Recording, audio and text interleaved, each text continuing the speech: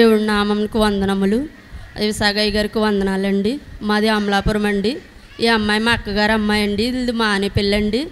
ఈ అమ్మాయి బయట కంట్రీలో ఉండేదండి. ఇక్కడ అమ్మాయికి గడ్డ కింద వచ్చిందండి. అక్కడ చూపించుకుంటే వెంటనే వెళ్ళి ఇండియాలో చేయించుకోవాలి ఆపరేషన్ అన్నారండి. వాళ్ళ ఇంటి దగ్గర డాక్టర్ గారికి చూపిస్తే ఆ డాక్టర్ గారు టెస్టులు అన్నీ చేశాక నాకు కుదరదమ్మా ఆపరేషన్ చేయడం అని చెప్పారండి. అప్పుడైతే అమలాపురం తీసుకొచ్చి అక్కడ డాక్టర్ గారికి చూపిస్తే ఆ డాక్టర్ గారు ఆపరేషన్ చేయించడానికి ఏర్పాట్లు చేశారండి.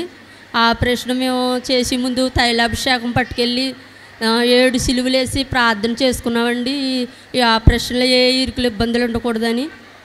అలాగే ఆపరేషన్ జరిగినప్పటికీ కూడా ఇంకా లోపల కంతి ఉండిపోయిందమ్మా. అది తీతే మాత్రం నీకు మూతి వంకర వెళ్ళిపోయి మాట నత్తి వస్తుంది అన్నారండి.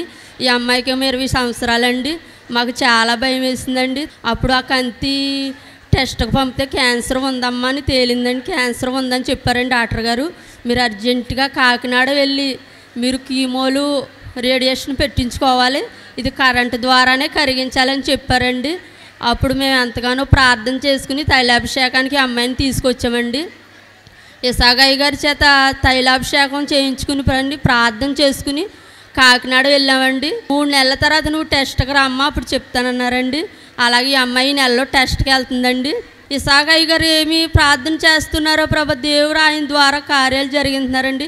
ఈ ప్రార్థనా శక్తిలో అంత శక్తి ఉందండి. ఈ చిన్న సాక్ష్యం దేవుడు దీవించును గాక. ఆమేన్.